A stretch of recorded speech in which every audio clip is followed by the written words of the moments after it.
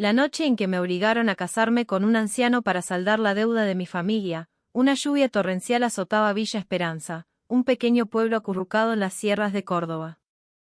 El viento silbaba con una furia helada, arrancando lamentos de los viejos eucaliptos que custodiaban nuestra humilde chacra.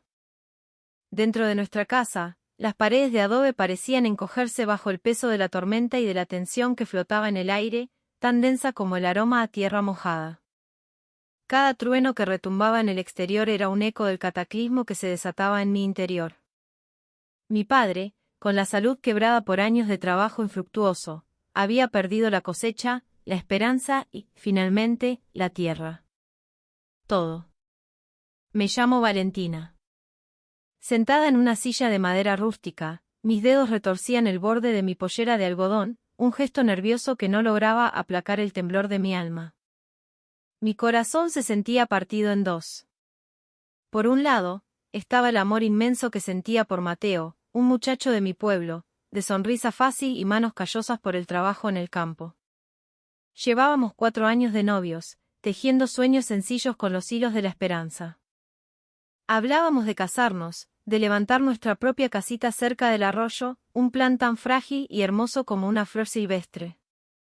Por otro lado, estaba mi familia, mi padre, cuya tos seca era la banda sonora de nuestras noches, mi madre, Elena, que se dejaba la vista cosiendo para afuera, y mi hermano menor, que apenas empezaba la secundaria. La solución a nuestros problemas tenía un nombre, don Alejandro Vargas. Un estanciero poderoso, dueño de media provincia, un hombre cuya edad duplicaba la mía.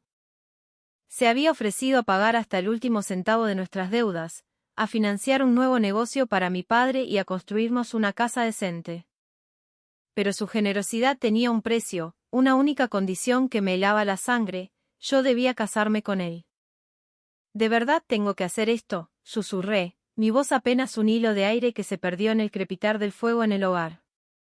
Mis ojos, llenos de lágrimas contenidas, se posaron en mis padres. Parecían tan frágiles, tan derrotados. Mi madre, Elena, se sentó a mi lado. Sus manos, ásperas por el trabajo, temblaban al tomar las mías. Sabemos que es difícil para vos, mi amor, dijo, su voz quebrada. Pero es por la familia, por tu propio futuro. Solo queremos que seas feliz.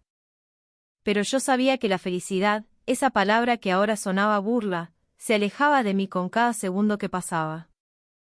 Mi mente estaba invadida por el rostro de Mateo, por el calor de su abrazo, por las promesas que nos habíamos hecho bajo el cielo estrellado de las sierras. ¿Cómo podía abandonar todo eso? ¿Cómo podía entregar mi vida a un extraño, a un hombre que solo veía en mí la solución a un problema económico? Esa noche, me senté al borde de mi cama, la mirada perdida en una foto nuestra que tenía en la mesita de luz. Era del último festival del pueblo. Sonreíamos, ajenos a la tormenta que se avecinaba. Apreté el portarretratos contra mi pecho y las lágrimas, por fin, corrieron libres por mi rostro, saladas como la pena que me ahogaba. A través de la ventana empañada por la lluvia, podía adivinar a lo lejos las luces de la estancia de don Alejandro, el lugar donde ese hombre ya me esperaba, con una sonrisa de satisfacción que yo imaginaba fría y calculadora. No sabía entonces que mi sacrificio escondía un propósito mucho más oscuro, un secreto que estaba a punto de cambiar mi vida para siempre. La ceremonia fue un trámite rápido y despojado de toda calidez en el registro civil del pueblo. La tensión, sin embargo, era palpable, oculta tras las sonrisas forzadas y los abrazos vacíos. Llevaba un vestido sencillo color marfil que mi madre había usado en su propia boda, pero en mi cuerpo se sentía como una mortaja, un símbolo del peso que ahora debía cargar. Mis ojos estaban vacíos, aunque una mueca que pretendía ser una sonrisa se dibujaba en mis labios para contentar a los pocos invitados, vecinos, algunos parientes lejanos. Don Alejandro, impecable en su traje oscuro, se veía sereno, casi triunfante. Tomó mi mano frente al juez, pero su tacto era frío, tan impersonal como la firma que estampé en el acta matrimonial. Era el viento helado de la sierra hecho piel. En un rincón de la sala, mis ojos encontraron los de Mateo. Estaba allí, de pie, con la mandíbula apretada y una mirada que era una mezcla de furia y desolación. No dijo una palabra durante todo el acto. Apenas terminó la ceremonia, se dio media vuelta y se fue, dejando tras de sí un silencio más doloroso que cualquier reproche. Después de la boda, dejé la chacra de mi infancia para instalarme en la estancia de don Alejandro, una imponente propiedad en las afueras del pueblo. La casa principal, el casco, era enorme y lujosa, con una galería que rodeaba la construcción, un jardín cuidado con esmero lleno de rosales y jazmines, y un estanque donde nadaban peces de colores brillantes. Pero para mí, esa mansión era una jaula de oro. Sus paredes altas y sus salones silenciosos me oprimían. Me sentía completamente sola. Durante las primeras semanas, don Alejandro se esforzó por ser amable. Me traía el desayuno a la cama, me preguntaba si necesitaba algo, incluso me invitó a una cena romántica en un restaurante caro de la ciudad. Pero todo se sentía falso, un guión bien aprendido. No había calidez ni intimidad en nuestra relación. Cada vez que intentaba un acercamiento físico, un roce en el brazo, una mano en mi espalda, yo me apartaba con una sutileza que no ocultaba mi rechazo. No estoy lista, le decía, la voz apenas audible. Necesito tiempo. Al principio, pareció paciente y comprensivo, pero poco a poco, su actitud cambió. Se volvió más distante, más frío. Empezó a llegar tarde por la noche, y cuando finalmente aparecía, se encerraba en su escritorio o se iba directo a su dormitorio sin cruzar palabra conmigo. Su celular sonaba a horas intempestivas y él contestaba en susurros, como si no quisiera que yo escuchara sus conversaciones. La curiosidad, mezclada con un miedo creciente, comenzó a germinar en mí. Una noche, mientras él dormía, la tentación fue demasiado fuerte. Revisé el historial de llamadas de su celular. Había números desconocidos y uno que se repetía constantemente, guardado bajo el nombre de Isabela.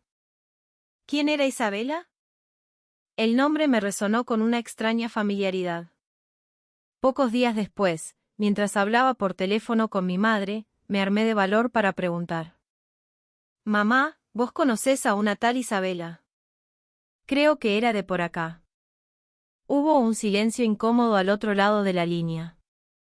Isabela, repitió mi madre, y supe por su tono que estaba pisando terreno peligroso. Ah, sí. Isabela. Era la exesposa de don Alejandro, respondió finalmente, con una cautela que delataba su miedo a decir demasiado. Exesposa, mi corazón dio un vuelco. ¿Por qué se divorciaron? Mi madre dudó. Bueno, los rumores del pueblo decían que fue porque Alejandro la engañó. Pero no sé bien, mija. Lo que sí sé es que no terminaron en buenos términos.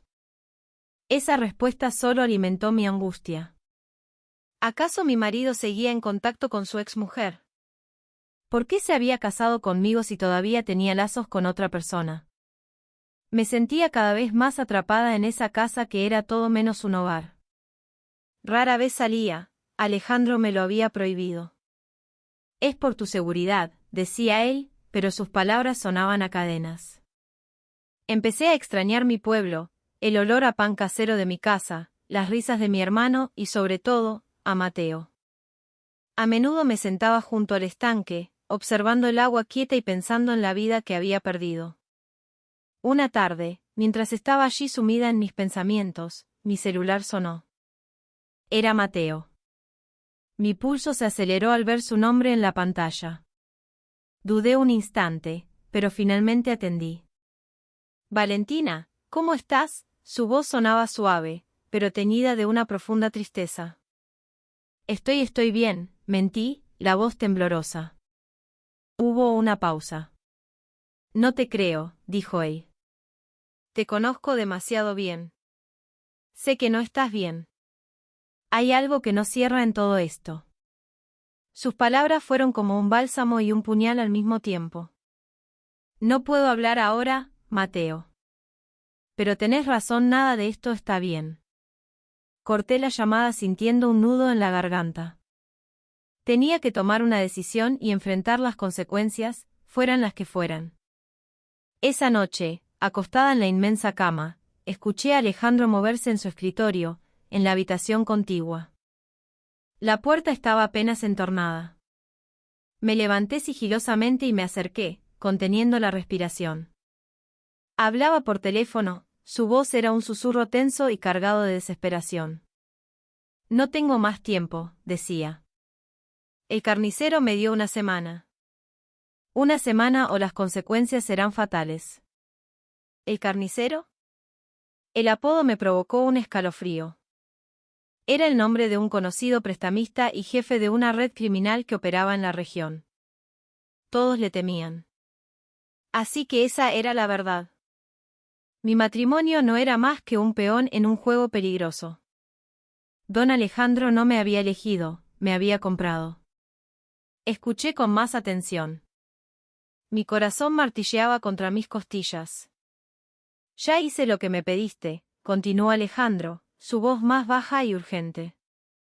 Me casé con ella. Ahora vive en mi casa. Tenés que darme el resto del plazo para saldar la deuda. Me quedé sin aire. Las palabras eran como cuchillos afilados clavándose en mi pecho. Así que era eso.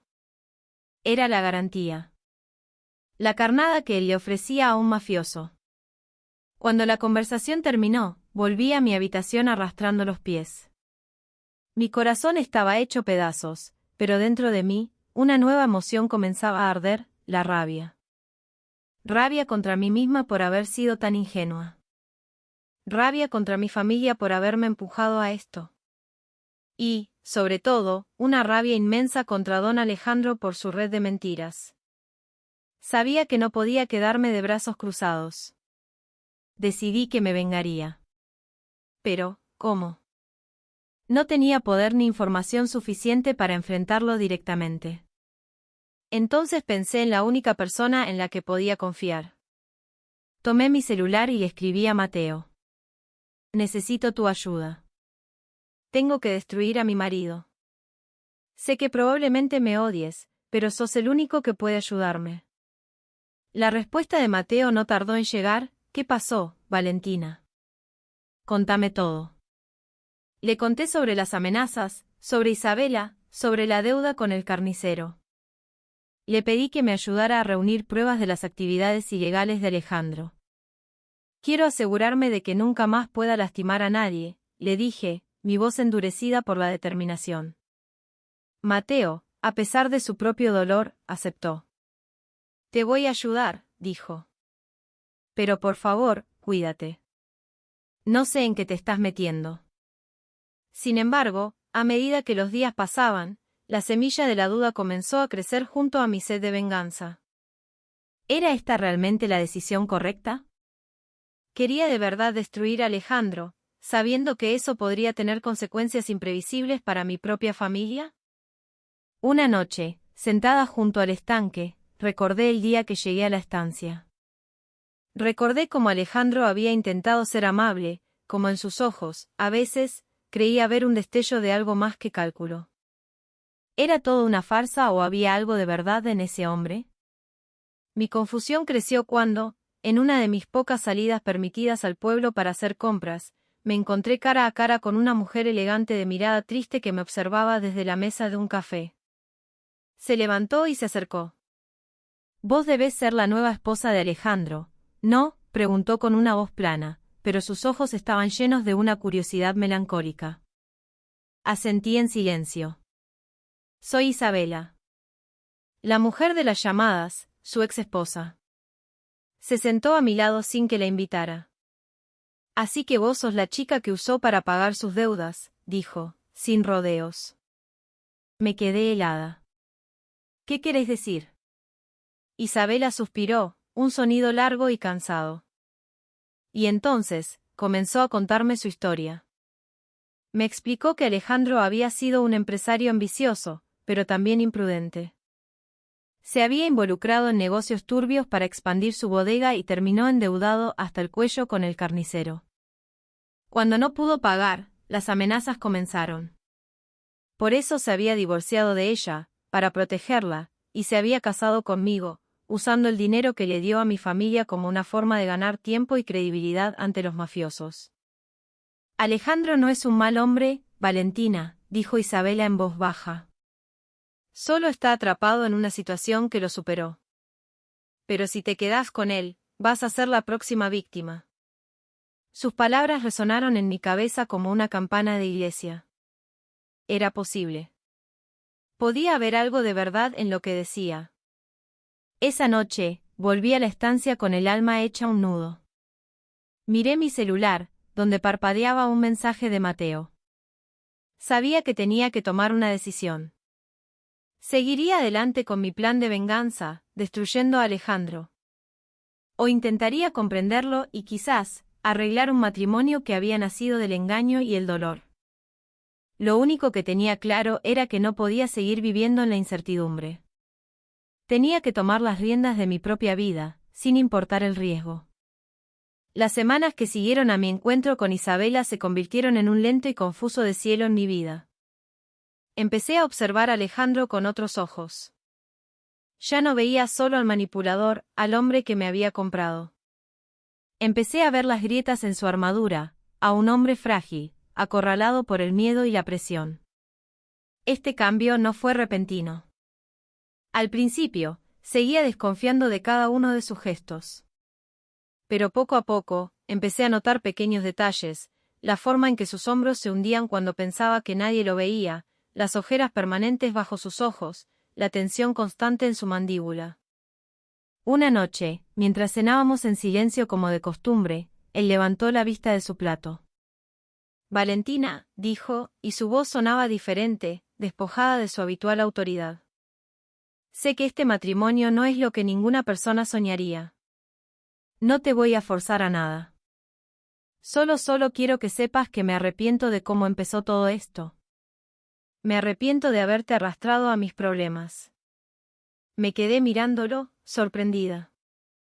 Era la primera vez que mostraba una pizca de vulnerabilidad, la primera vez que pedía perdón sin decirlo explícitamente. Mi corazón, que había estado congelado por meses, sintió un ligero temblor. No supe si creerle, pero algo en el tono de su voz me hizo sentir que, por primera vez, estaba siendo sincero.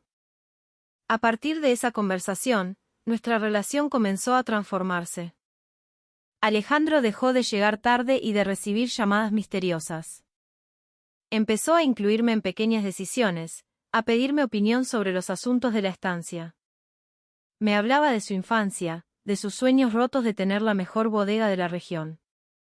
Comencé a descubrir a un hombre que no era solo el empresario frío y calculador, sino un ser humano con miedos, dudas y esperanzas. A pesar de esta aparente mejoría, la duda persistía. ¿Había cambiado de verdad o era solo una estrategia para mantenerme a su lado? En medio de esta confusión, seguía comunicándome a escondidas con Mateo. Él no dejaba de insistir en que abandonara a Alejandro. No podés seguir viviendo así, Valen, me dijo una noche por teléfono. Te está usando. Mereces ser feliz de verdad. Sus palabras tenían lógica, pero mi corazón estaba cada vez más dividido. No podía negar que algo estaban haciendo entre Alejandro y yo, algo difícil de explicar, una extraña conexión forjada en la adversidad. Necesito tiempo, Mateo. Tiempo para pensar, fue lo único que pude responder. Está bien, dijo él tras una pausa. Voy a esperarte. Esa conversación me dejó aún más perdida. Por un lado, estaba Mateo, mi primer amor, mi refugio seguro. Por el otro, Alejandro, mi marido, el hombre que me había herido pero que ahora me mostraba una faceta vulnerable y me hacía sentir extrañamente necesaria. Unos días después, el dilema se convirtió en una crisis. Llegó un sobre a la estancia. Era para Alejandro, pero lo encontré sobre su escritorio y sin poder evitarlo, lo leí. El contenido me dejó sin aliento. Era una carta del carnicero. Le daba un ultimátum final: si la deuda no se saldaba en una semana, tomarían medidas drásticas, no solo contra él, sino también contra su nueva familia. Sentí un terror helado recorrerme la espalda. Las palabras de Isabela volvieron a mi mente, vas a ser la próxima víctima. La amenaza ya no era solo para Alejandro, me incluía a mí, por extensión, a mis padres y a mi hermano. Corrí a buscarlo con la carta en la mano. ¿Por qué no me dijiste nada de esto?, le grité, la voz temblando de rabia y miedo. Alejandro pareció sorprendido al verme con la carta, luego su rostro se llenó de resignación. No quería preocuparte, dijo, suspirando. Intenté buscar una manera de pagarles, pero... ¿Pero qué?, insistí. Se me acabó el tiempo, respondió en voz baja, sus ojos reflejando una desesperación absoluta. Esa noche, me senté junto al estanque, el mismo lugar donde meses atrás lloraba mi desdicha. Ahora, la situación era infinitamente más compleja. Tenía que tomar una decisión. Podía huir, salvarme a mí misma y volver con Mateo. O podía quedarme y ayudar al hombre que, a pesar de todo, era mi marido. Y me di cuenta de una cosa, mi matrimonio con Alejandro ya no era solo un sacrificio. Algo había crecido en el terreno baldío de mi corazón. Quizás, solo quizás, era algo parecido al amor. La última semana antes del plazo del carnicero fue la más larga y angustiante de mi vida. Cada segundo se estiraba hasta convertirse en una hora, y cada decisión estaba cargada de incertidumbre. Alejandro estaba cada vez más desesperado. Intentó vender algunas tierras, pidió préstamos a viejos amigos, incluso contactó a Isabela en busca de ayuda. Pero nada funcionó. La deuda era demasiado grande, y el tiempo se agotaba. Me sentía atrapada entre dos mundos. Por un lado, mi familia, que ahora dependía del bienestar de Alejandro para sobrevivir. Por otro, Mateo, que seguía esperándome con la promesa de una felicidad sin deudas ni amenazas. Pero lo que más me confundía eran mis propios sentimientos. La compasión que había empezado a sentir por Alejandro se estaba transformando en algo más profundo. Verlo tan vulnerable, tan derrotado, despertó en mí un instinto de protección que me sorprendió. Una noche, lo encontré en su escritorio, con la cabeza entre las manos. No puedo más, Valentina. No sé qué hacer. Te metí en esto y no sé cómo sacarte. Su voz rota me partió el alma. Me acerqué y, por primera vez, le toqué el hombro voluntariamente. Lo vamos a solucionar. Juntos. Al día siguiente, tomé una decisión. Llamé a Mateo y le pedí que nos viéramos en el pueblo, por última vez. No iba a dejar a Alejandro. Mateo, vengo a despedirme, le dije, con el corazón en un puño. Su rostro se contrajo de dolor. ¿Te vas a quedar con él? Después de todo lo que te hizo. Tengo que hacerlo, expliqué. Pero necesito tu ayuda.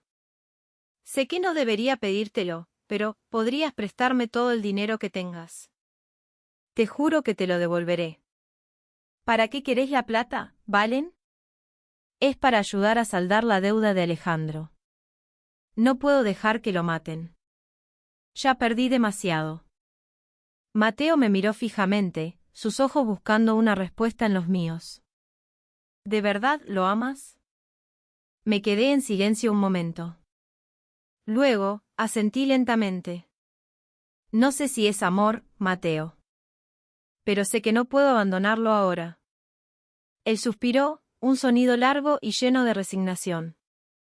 Está bien. Te voy a ayudar. Pero espero que sepas lo que estás haciendo.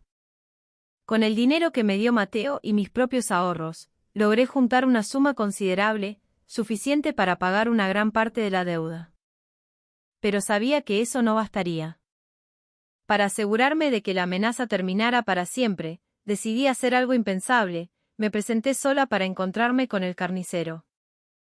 El lugar era un viejo galpón abandonado en las afueras. El aire olía a óxido y a peligro. Vengo a entregar este dinero, dije con voz temblorosa, de pie frente a aquel hombre de rostro impasible y ojos fríos como el acero. Por favor, déjelo en paz. No moleste más a mi familia. El carnicero soltó una risa seca. ¿Crees que con esto alcanza para pagar todos los errores de Vargas? Sos demasiado ingenua, piba. Pero antes de que pudiera continuar con sus amenazas, una sombra surgió de la penumbra. Era Alejandro. Se interpuso entre el mafioso y yo, protegiéndome con su propio cuerpo. Déjala ir, dijo con una voz firme que yo nunca le había escuchado. Este es mi asunto, no el de ella. El carnicero sonrió con malicia. Ah, así que el gran don Alejandro ahora es un héroe. ¿Estás dispuesto a morir por esta chica? ¿Tanto vale para vos? Alejandro se giró para mirarme. Sus ojos brillaban con una intensidad que me sobrecogió, una mezcla de amor, arrepentimiento y una determinación feroz. Vale todo, dijo, sin dudar un segundo. Ella es todo para mí. En ese instante, el tiempo pareció detenerse. Las palabras de Alejandro resonaron en el galpón, llenas de una verdad innegable. Ya no era el hombre que me había comprado, ni el deudor acorralado. Era un hombre que me amaba, dispuesto a dar su vida por mí. El carnicero, sorprendido por esa declaración, se quedó en silencio. Quizás vio en los ojos de Alejandro algo que rara vez encontraba en su mundo, un sentimiento genuino. Tomó el bolso con el dinero que yo había traído. Con esto y la bodega del norte, la deuda está saldada, gruñó. Ahora desaparezcan de mi vista. No quiero volver a verlos. Cuando salimos del galpón y la luz del atardecer nos bañó el rostro, Alejandro me abrazó con fuerza. Las lágrimas corrían por mis mejillas. Gracias, susurré contra su pecho. No sé qué hubiera pasado sin vos. Él me estrechó aún más fuerte, un abrazo lleno de alivio, gratitud y una promesa silenciosa. Vamos a superar esto juntos, dijo, su voz suave pero firme. Después de ese día, nuestra vida cambió por completo. La amenaza de la mafia desapareció. Alejandro, cumpliendo su palabra, vendió la gran estancia y la mayoría de sus posesiones para empezar de nuevo, lejos del mundo de los negocios turbios que casi lo destruyen. Compramos una pequeña finca, mucho más modesta, pero que se sentía como un verdadero hogar. Él empezó a ser más abierto conmigo, compartiendo cada decisión, cada miedo y cada sueño. Por mi parte, aprendí a perdonar. Perdoné a mi familia por haberme empujado a ese matrimonio. Perdoné a Mateo por el dolor de nuestra separación, deseando que algún día encontrara su propia felicidad. Y, sobre todo, me perdoné a mí misma por las dudas y la rabia que había sentido. Unos meses después, Alejandro y yo estábamos sentados en la galería de nuestra nueva casa, compartiendo un mate mientras el sol se ponía, tiñendo el cielo de naranjas y violetas. Él me miró, su rostro ahora sereno, libre de las sombras que antes lo atormentaban. ¿Sos feliz?, me preguntó en voz baja. Le sonreí, una sonrisa genuina y profunda. Sí, respondí. Soy feliz.